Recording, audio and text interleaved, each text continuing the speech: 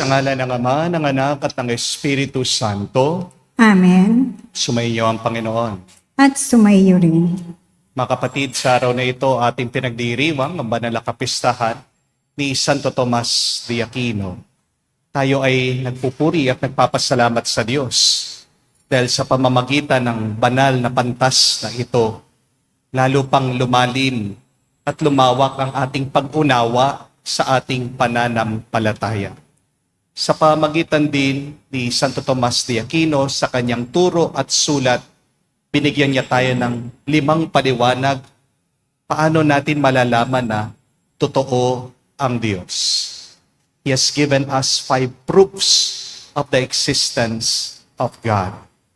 Pero isa sa mga pinakamagandang turo ni Santo Tomas de Aquino ay tungkol sa pagmamahal. Para kay Santo Tomas, ang pagmamahal ay hindi lang nararamdaman. But true love is an act of the will.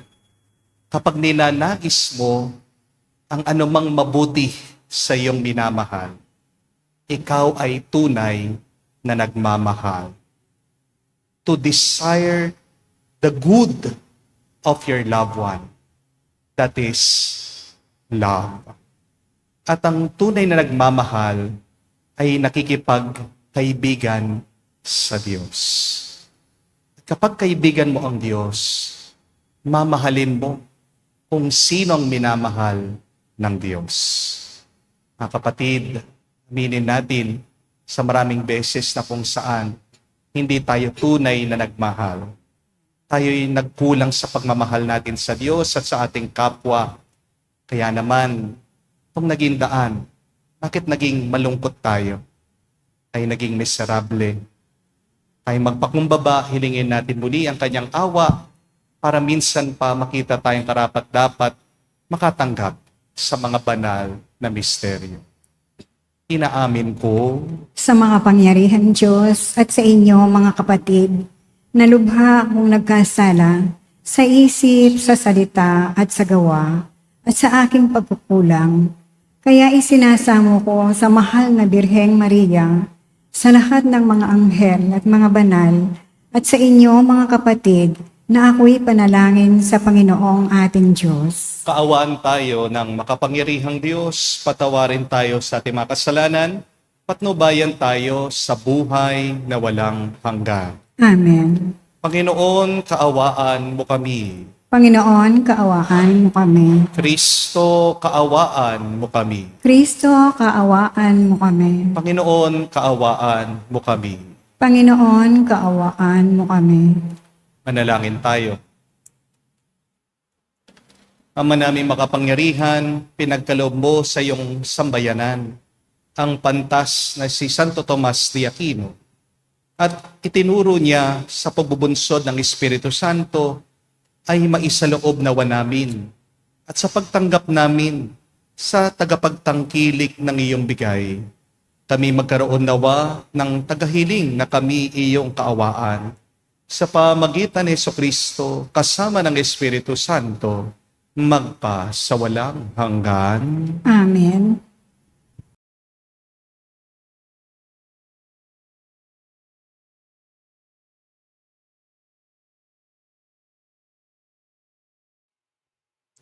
Pagbasa mula sa ikalawang aklat ni Samuel.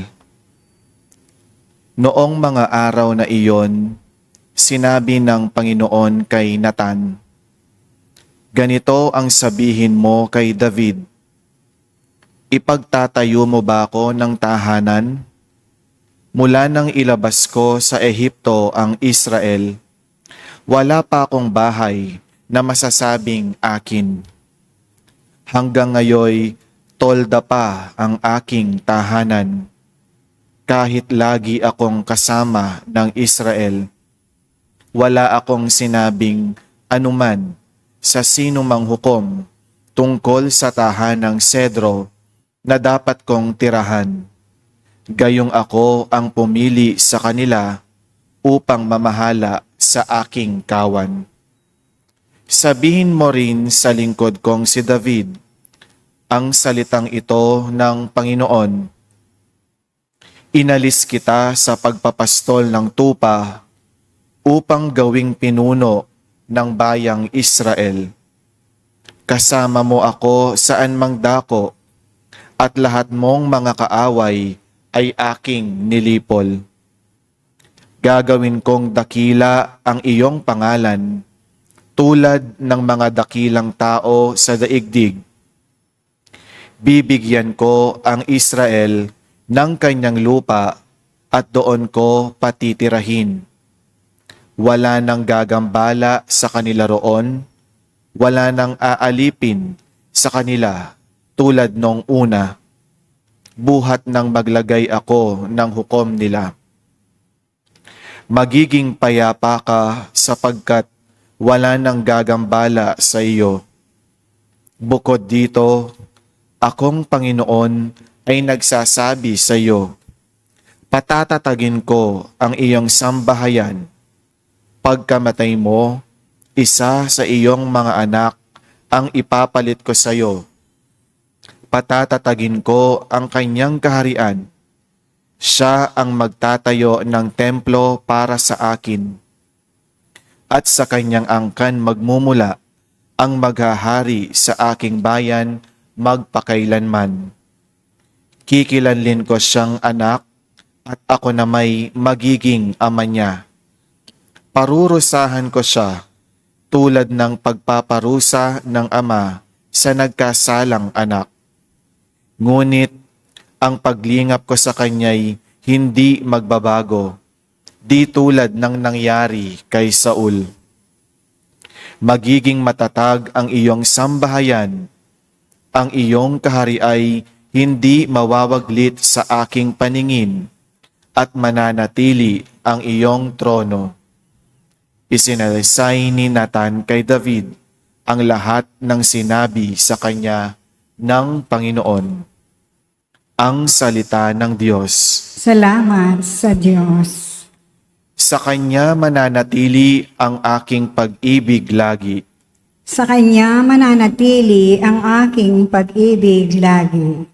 Sabi mo, O Poon, ikaw ay may tipan, na iyong ginawa kay David mong hirang, at ito ang iyong pangakong iniwan. Isa sa lahi mo'y laging maghahari, ang kaharian mo ay mamamalagi.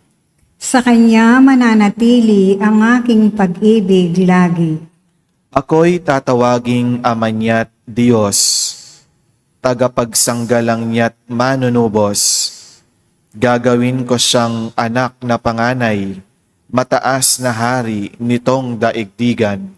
Sa Kanya mananatili ang aking pag-ibig lagi. Ang aking pangako sa Kanya'y iiral, at mananatili sa Kanya ang tipan. Laging maghahari ang isa niyang angkan, sintatag ng langit yaong kaharian. Sa Kanya mananatili ang aking pag-ibig lagi.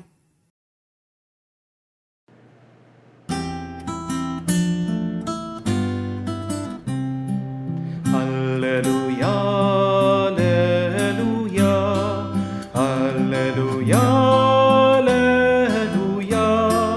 alleluia, alleluia, alleluia, alleluia, alleluia, alleluia, alleluia, alleluia. Salita ng Diyos ang buto na tanim ni Hesukristo upang tumubo sa tao. Aleluya, aleluya. Sumainyo ang Panginoon. At sumayo rin. Ang mabuting balita ng Panginoon ayon kay San Marcos. Papuri sa iyo, Panginoon. Noong panong yon, muling nagturo si Jesus sa tabi ng lawa ng Galilea. Pinagkalipumpunan siya ng napakaraming tao. Kaya't lumulan siya sa isang bangka na nasa tubig at doon naupo. Ang karamihan naman nasa dalampasigan, nasa gilid na ng tubig. At sila'y tinuruan niya na maraming bagay sa pamagitan ng talimhaga. Ganito ang sabi niya, pakinggan ninyo. May isang magsasaka na lumabas upang maghasik. Sa kanyang paghahasik ay may binhing nalaglag sa daan. Dumating ang mga ibon at tinuka ang mga yon. May binhi namang nalaglag sa kabatuhan. Agad sumibol ang mga yon sapagkat manipis lamang ang lupa doon. Ngunit nang tumindi ang sikat ng araw, nalanta at natuyo ang mga binhing tumubo. Palibas ay walang gaanong ugat. May binhi namang nalaglag sa dawagan. Lumago ang mga dawag at ininis ang mga binhing tumubo kaya hindi nakapamunga. At may binhing nalaglag sa matabang lupa at ito'y tumubo, lumago at nag-uhay na mainam. May uhay na tig-30, tig-60 at tig-100 na butil. Sinabi pa ni Jesus, ang may pandinig ay makinig. Na nag-iisa na si Jesus, ang ilang nakarinig sa kanya ay lumapit kasama ng 12. At hiniling nilang ipaliwanag ang talimhaga. Sinabi niya, sa inyo pinagkaloob na malaman ng lihim tungkol sa paghahari ng Diyos. Ngunit sa iba, ang lahat ng bagay ay tinuturo sa pamagitan ng talimhaga. Kaya nga, tumingin man sila ng tumingin, hindi sila makakakita. At makinig man makinig ay hindi makakaunawa. Kundi gayon, marahil sila'y magbabalik loob sa Diyos at patatawarin naman niya. Pagkatapos tinanong sila ni Jesus, hindi pa ba ninyo naunawaan ang talimhagang ito? Paano ninyo maunawaan ang ibang talimhaga? Ang inihahasik ay salita ng Diyos. Ito ang mga nasa daan na nahasikan ng salita. Pagkatapos silang mapakinggan ito, pagdakay dumarating si Satanas at inaalis ang salitang napahasik sa kanilang mga puso. Ang iba'y tulad naman ng napahasik sa kanilang puso. Ang iba'y tulad naman na napahasik sa kabatuhan. Pagkarinig nila sa salita, ito'y agad nilang tinanggap na may galak. Ngunit hindi pa ito tumitimo sa kanilang puso. Kaya't hindi sila nananatili. Pagdating ng kahirapan o pag-uusig dahil sa salita, agad sila nanlalamig. Ang iba'y tulad ng napahasik sa dawagan. Dininig nga nila ang salita, ngunit sila'y naging abala sa mga bagay ukol sa mundong ito. Naging maibigin sa mga kayamanan at mapaghangad sa iba pang bagay. Ano pat ang salita, nawalan na ng puwang sa kanilang mga puso, kaya hindi sila nakapamunga. Ngunit ang iba'y tulad ng binhing napahasik sa matabang lupa. Pinakikinggan nila at tinatanggap ang salita at sila'y nagsisipamunga, may tig-30, may tig-60, at may tig-100. Mga kapatid, ang mabuting balita ng ating Panginoon. Pinupuri ka namin, Panginoong Heso Kristo. Magandang araw po muli sa inyong lahat. Bakit ba tayo nadidepress? Bakit ba minsan nalulungkot tayo? Bakit ba nawawalan tayo ng gana? Marami pong dahilan, pero minsan, simple lang. Nalulungkot tayo kasi hindi natin matanggap na may mangyayaring masama sa atin. Parang gulat na gulat tayo kapag mayroong dumarating na problema sa atin, di po ba? Minsan, sinasabi natin sa ating sarili, mabait naman ako. Nagsisimba ako, wala naman akong ginagrabyadong tao. Palagi ako nagdadasal, matulungin ako. Pero kahit na ang dami kong ginagawang mabuti, bakit ako pa rin ang nakakaranas ng masama? Kasi lumaki po tayo sa paniniwala na kung anong tinanim, siyang aanihin. Kung ano ang sinuksok, siyang mabubunot. What you sow, you reap. What you plant, you get. What you give, you shall receive. Totoo naman po yan. May katarungan pa rin naman sa buhay. Pero ito din naman po ang katotohanan na tinuturo ng Panginoon sa ating ebanghelyo. Hindi lahat ng iyong tinatanim ay iyong aanihin. Hindi lahat ng iyong pinaghihirapan ay magbubunga. Hindi naman lahat ng iyong sinusuksok ay iyong mabubunot. Ito po ang pinapaliwanag ng talimhaga ng paghahasik ng binhi nitong magsasaka. May binhi na tinanim, pero hindi naman po lahat ay tumubo. May napunta sa daan, pero kinain ng ibon. May napunta sa batuhan, tumubo pero natuyo. Merong napunta sa dawagan o matinik na lugar, nasakal ang tumutubong halaman. Pero meron din naman po ang napunta sa mabuting lupa. At dito, namunga ng marami. Ang unang aral po, ito tandaan niyo. Kaya tayo nadudurog minsan kasi umaasa tayo sa perfect soil. Minsan ang expectation natin sa buhay ay pagkataas-taas. Iniisip mo, kapag nagdasal ka, mawawalan ka ng problema.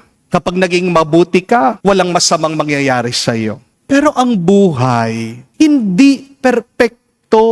Di po ba? Sa pagtatanim, expected po yan. Inaasahan yan. Meron talagang mga peste, ibon, insekto na maninira. Meron talagang bato na magsisira ng ugat. Merong init ng araw na magpapatuyo sa halaman. At may tinik na magsasakal sa iyong tinanim. Ang tawag po dito ay ang mga inevitable ng buhay. Yan yung mga hindi natin maiiwasan sa ating buhay. Kaya kung gusto mong maging mas payapa, maging mas masaya ang iyong buhay, ito po ang sekreto. Expect the unexpected. Tignan niyo po yung mga batang aita, mga katutubo. O kaya naman pansinin niyo po yung mga nagpapalimos na bata sa daan. Kapag binigyan mo sila ng Jollibee, tuwang-tuwa, di po ba? Ang sarap ng kanilang kain. Hanggang tenga ang kanilang ngiti. Bakit? Hindi nila inaasahan sila'y makakakain ng Jollibee. Pagkatapos, meron silang Chicken Joy doon, kinakain nila. Di po ba? Pero, ang isang bilyonaryo, lumipad, pumunta sa Dubai, kumakain sa 5-star restaurant, naririnig mo, miserable, nagwawala, nagrereklamo. Steak na yung nandun sa harapan niya. Bakit? Ano ang problema? Kasi meron siyang ibang lasa na hinahanap. Hindi daw po yun yung kanyang expectation doon sa kanyang pagkain.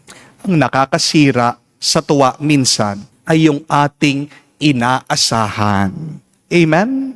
Alisin mo ang expectation mo. Palitan mo ng gratefulness.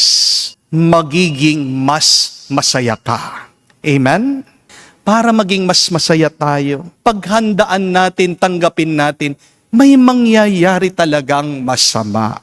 Expect the worst, but hope for the best. Halimbawa, kapag bumili ka ng cellphone, pag brand new, yung cellphone na gamit mo, alam mo pa rin na may tsansa, di ba? Na mahuhulog yan, mababasa yan, pwedeng nakawin, pwedeng masira.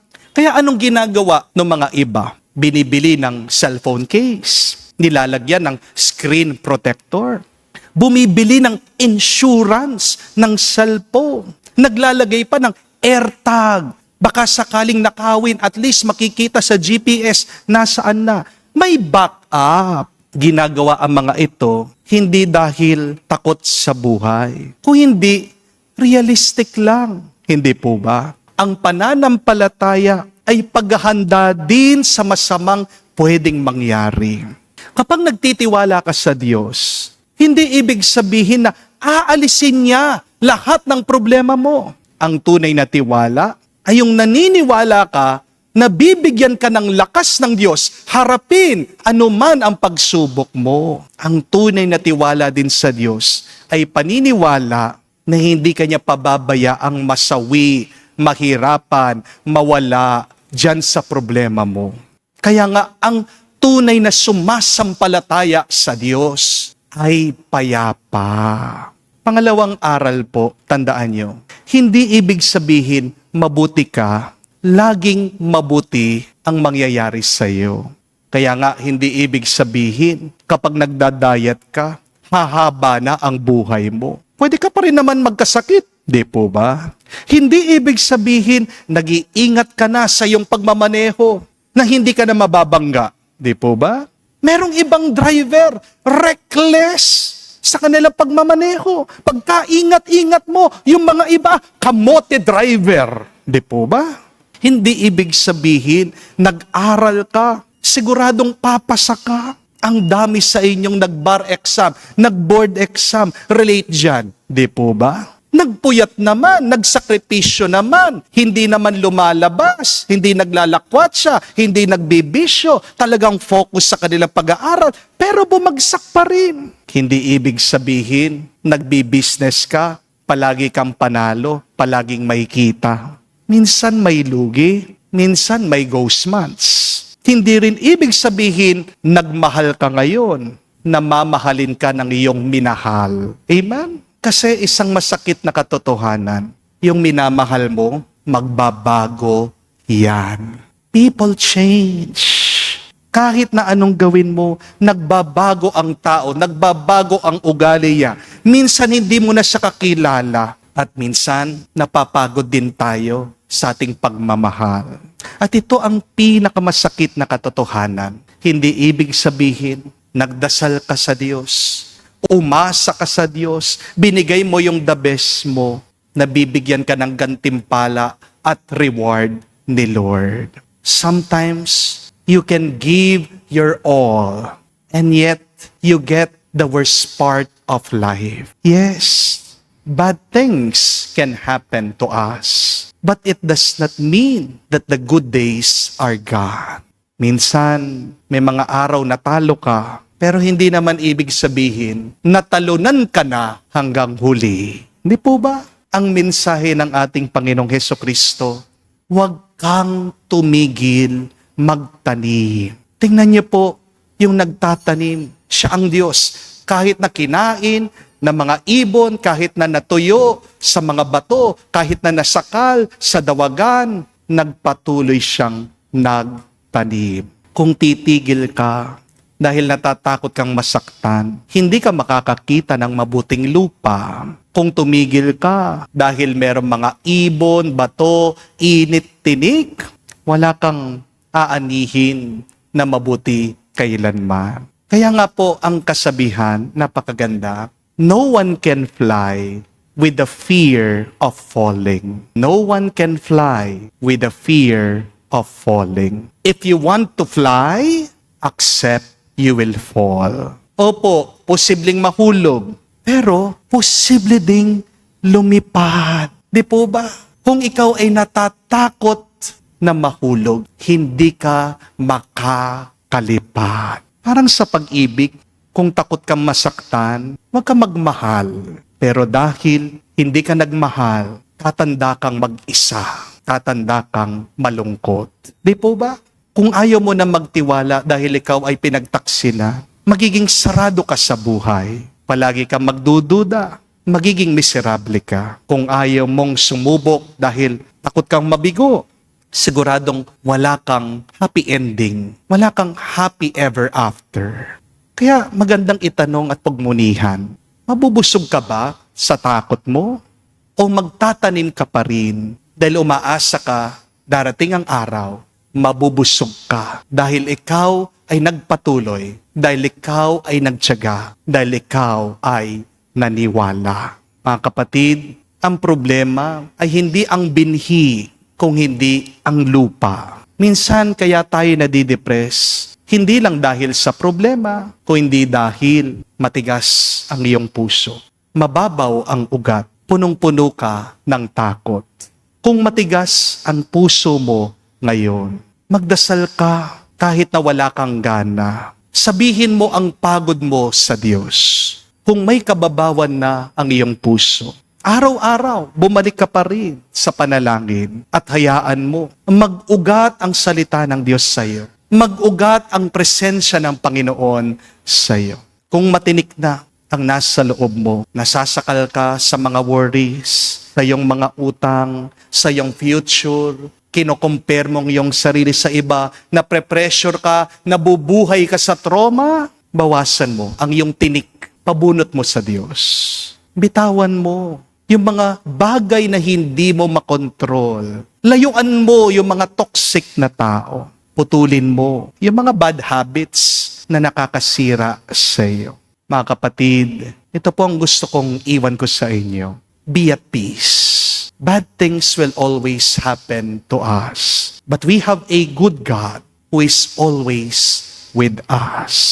We have a good God who always gives us good graces. Keep living, keep trying, keep on planting. Dahil sa iyong paglalakbay at pagpapatuloy, ay isang mabuting lupa na naghihintay para sa iyo. At doon, sabi ni Jesus, may bunga 30-fold, 60-fold, 100-fold. Sa bawat tanim mo, asahan mo na may ibon, may bato, may tinik, may init.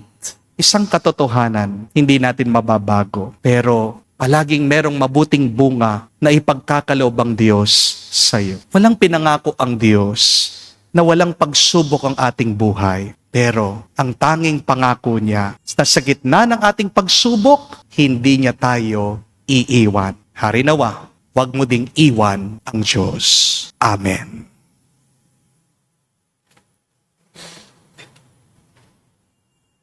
Tinuturuan tayo ni Kristo sa pamagitan ng talimhaga. Si Kristo ang manghahasik ng binhi ng salita ng Diyos. Tumugon tayo sa kanyang gawaing ito sa pamagitan ng ating pagtawag sa Ama. Ating sabihin, Panginoon, dinggin mo kami. Panginoon, dinggin mo kami. Ang simbahan sa daigdig, naway maging tulad ng mayamang lupa at magbibigay bunga ng tig-iisang daang ani. Manalangin tayo sa Panginoon. Panginoon, dinggin mo kami. Ang mga pinuno ng mga bansa, naway mamuno sa pamamaraang maayos. Ang mga pinuno ng mga bansa, naway mamuno sa pamamaraang kaayusan, kaaya sa Diyos at sa kanyang nasasakupan. Manalangin tayo sa Panginoon. Panginoon, dinggin mo kami. Ang mga hindi nasisiyasat na mga ambisyon at pagkakasarili, naway hindi makasagabal sa salita ng Diyos sa ating buhay. Manalangin tayo sa Panginoon. Panginoon, dinggin mo kami. Kakatahimikan po ng ating puso, sabihin natin sa Diyos ang ating mga personal na pangangailangan. Makalangit na Ama, tulungan mo kaming makilala ang binhi na iyong salita at gawa sa aming buhay. Huwag nawa kaming magambala ng alalahanin na mundong ito. Magkus maging maliksi kami sa paglilingkod upang mamunga ang mga mabubuting gawain. Hinihiling namin ito sa pamagitan ni Kristo, aming Panginoon. Amen.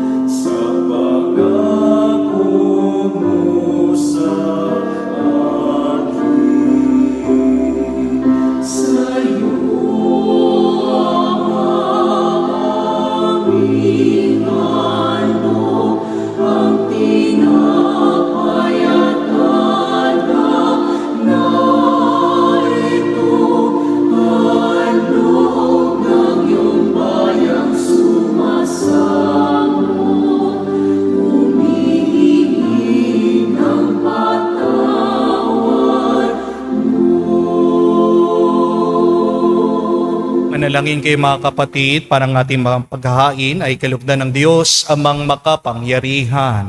Tanggapin nawa ng Panginoon itong paghahain sa iyong mga kamay, sa kapurihan niya at karangalan, sa ating kapakinabangan at sa buong sambayanan niyang banal.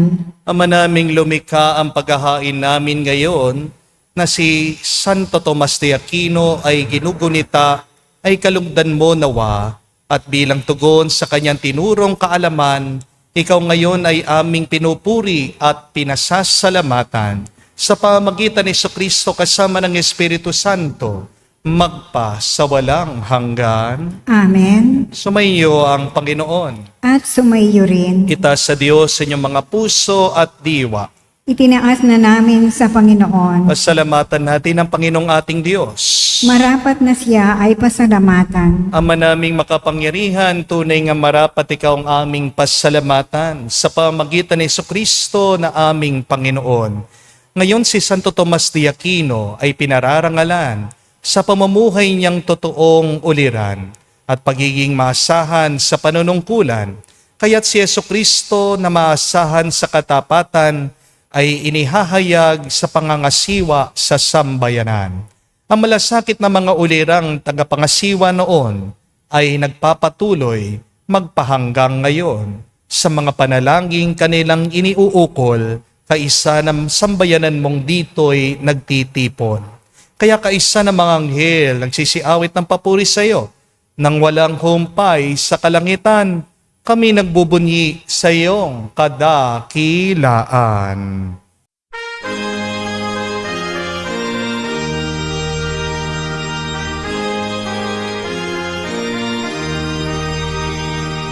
Santo, Santo, Santo, Panginoong Diyos ng mga hukbo. Napupuno ang langit at lupa ng kadakilaan mo. Hosana sa kaitasan, pinagpalang na paninito sa ngalan ng Panginoon. Hosana sa kaitasan, Hosana sa kaitasan.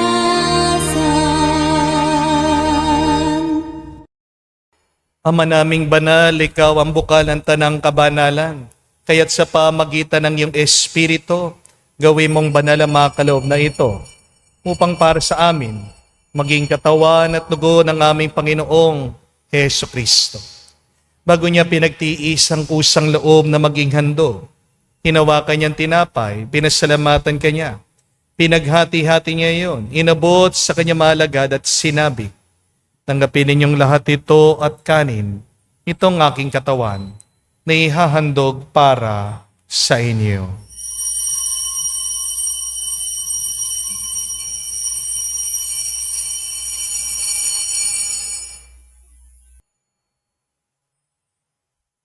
Gayon din naman na matapos ang hapunan, hinawakan niyang kalis. Muli kanyang pinasalamatan. Nabot niya ang kalis sa kanya malagad at sinabi, tanggapin ninyong lahat ito at inumin. Ito ang kalis ng aking dugo ng bago at walang hanggan tipan. Ang aking dugo na ibubuhos para sa inyo at para sa lahat, sa pagpapatawad ng mga kasalanan. Gawin ninyo ito sa pag-alaala sa akin.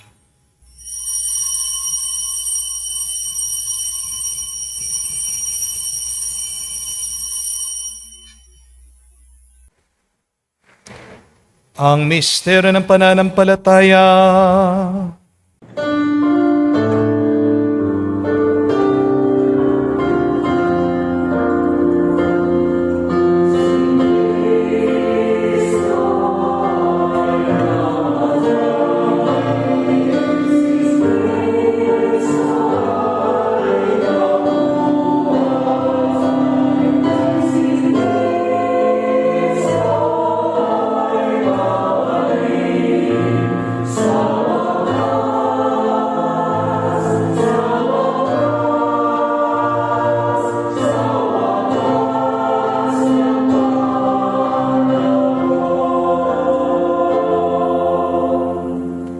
Ama, ginagawa namin ngayon ang pag-alaala sa pagkamatay muling pagkabuhay ng iyong anak. Kaya tinialay namin sa iyo ang tinapay nagbibigay buhay at ang kalis na nagkakalob ng kaligtasan. Kami nagpapasalamat dahil kami yung minarapat na tumayo sa harap mo para maglingkod sa iyo. Sinasamo namin kami magsalo-salo sa katawan at dugo ni Kristo ay mabuklod sa pagkakaisa sa pamagitan ng Espiritu Santo. Amalingapin mong iyong simbahan, laganap sa buong daigdig. Puspusin mo kami sa pag-ibig. Kaisa ni Leon ang aming Santo Papa, si Florentino aming Arsobispo ng Tanang Kaparian.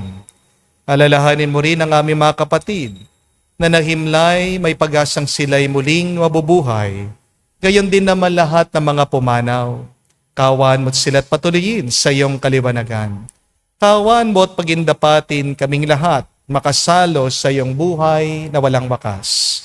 Kaisa ng Mahal na Birhen Maria, Ina ng Diyos. Kaisa ni San Jose, ang kanyang malwalhating esposo. Kaisa ng mga apostol, lahat ng mga banal, na namuhay dito sa daigdig na kalugod-lugod sa iyo. May pagdiwang nawa namin ang pagpupuri sa ikararangal mo. Sa pamagitan ng iyong anak aming Panginoong Heso Kristo. Sa pamamagitan ni Kristo, kasama niya at sa Kanya, ang lahat ng parangal at papuri ay sa iyo, Diyos Ama, makapangyarihan, kasama ng Espiritu Santo, magpasawalang hanggan. Amen.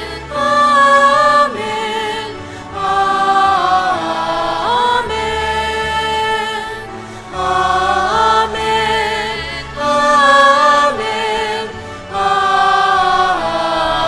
Amen. Sa nakagaling na utos sa turo ni Jesus sa Panginoon natin at Diyos, ipahayag natin ng lakas, loob.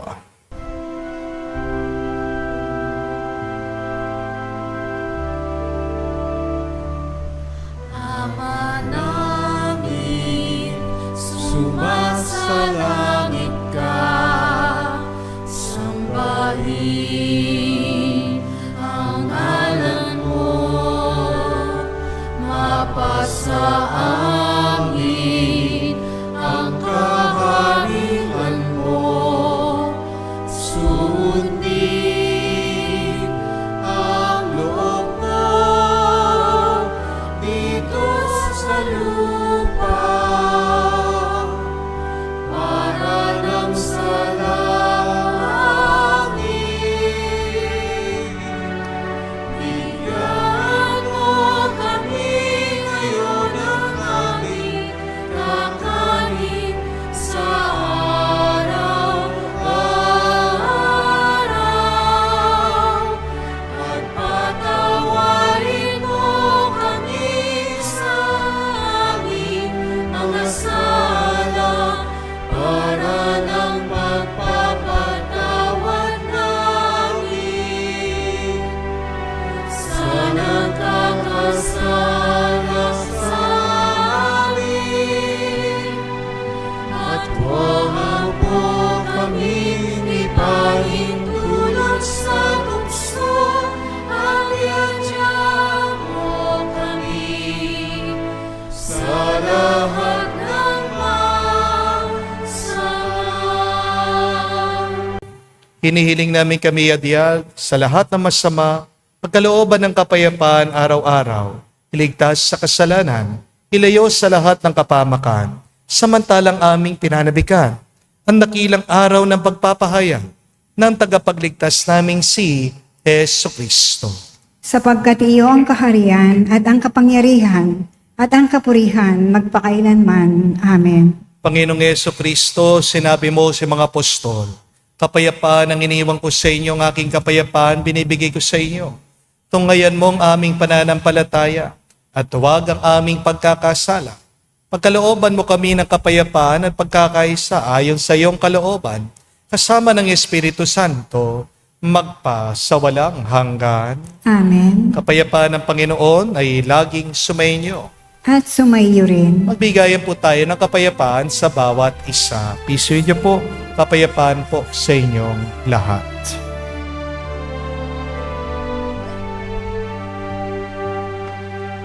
Kordero ng Diyos na nag-aalis ng mga kasalanan ng sanlibutan, maawa ka sa amin. Maawa ka sa amin. Kordero ng Diyos na nag-aalis ng mga kasalanan ng sanlibutan, maawa ka sa amin. Maawa ka sa amin. Kordero ng Diyos na nag-aalis ng mga kasalanan ng sanlibutan, ipagkaloob mo sa amin ang kapayapaan.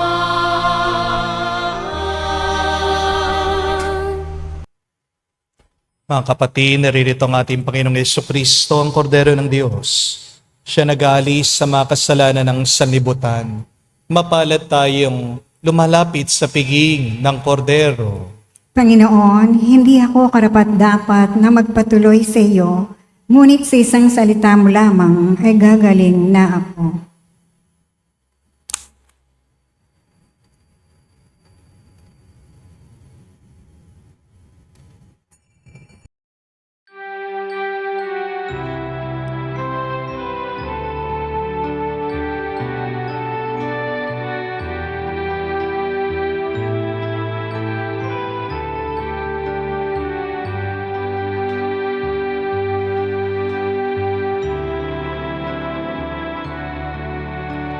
Alam mong pagkatao ko,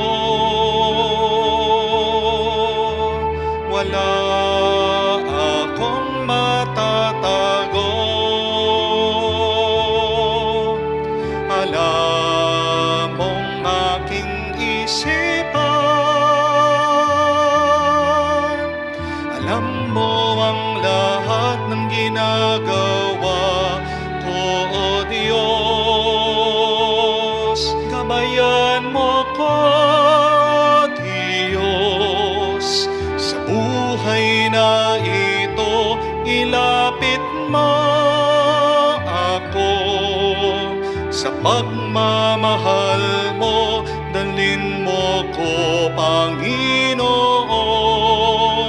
sa kalangitan. Buhay kasama mo.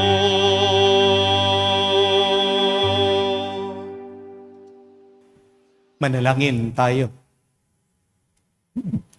Ama namin mapagmahal, kaming nagsalo-salo sa bumubuhay na pagkaing si Kristo ay pagturuan mo sa gurong si Kristo upang sa paggunita namin kay Santo Tomas de Aquino, kami matuto ng maasahang katotohanan mo at sa pag-ibig ay magampanan namin ito sa pamagitan din ni Jesucristo kasama ng Espiritu Santo magpa sa walang hanggan. Amen. Mga kapatid, dalawa pong aral ang gusto kong baunin nyo, tandaan nyo. Unang-una, wala pong perfect soil sa ating buhay. Walang perpekto na kalagayan sa ating buhay. Meron at merong mali, meron at merong hindi tama, meron at merong masama na mangyayari sa atin.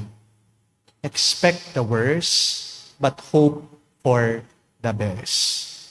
Pero kahit na walang perpekto dito sa mundo, meron tayong isang perpektong Diyos at yan ang asahan natin dahil ang kanyang grasya ay palaging perpekto. Pero pangalawa, alisin niyo po sa isip niyo na dahil mabuti kayo, na walang masamang mangyayari sa inyo. Hindi naman ibig sabihin na may mabuti kang ginawa, mayroon palaging mabuting balik sa'yo yan. Anong nakakasira ng ating tuwa, ng ating galak? Yung ating expectation. Remove your expectation and replace it with gratefulness, with thanksgiving. You will be a lot happier. You will be a lot more joyful. Pero habang ikaw ay umaasa sa Diyos, maghanda ka. Paghandaan mo ang mga masasama na pwede mangyari sa iyo. At paghandaan mo ang grasyang pwede mong tanggapin sa Diyos. Understand that preparation is a sign of your faith. Ang tanda na ikaw ay naniniwala ay naghahanda ka. Tanong hinahanda mo ang puso mo. Baka naging matigas na yan. Baka naging madumi na yan. Baka yan ay lumayo na sa Diyos. Paano ka pagkakalooban ng Diyos kung hindi ka naman lumalapit sa Kanya? At sana pag napalapit na ang Diyos sa iyo, malinis na ang iyong loob. Diyan kanya mapupuno ng kanyang grasya. So 2 things that you should do. Stop expecting and start preparing. Ano ang paghahanda na pwede mong gawin ngayon para matanggap mo ang kabutihan, ang pagpapala ng Diyos? Pag-isipan mo yan, pagdasal mo yan. Sumainyo ang Panginoon. At sumaiyo rin. At kayo'y pagpalain ng Diyos, makapangyarihan sa lahat, sa ngalan ng Ama, ng Anak, ng Espiritu Santo. Amen. Ang ating misa ay natapos na. Pumayo kayo sa kapayapaan ni Kristo. Salamat sa Diyos.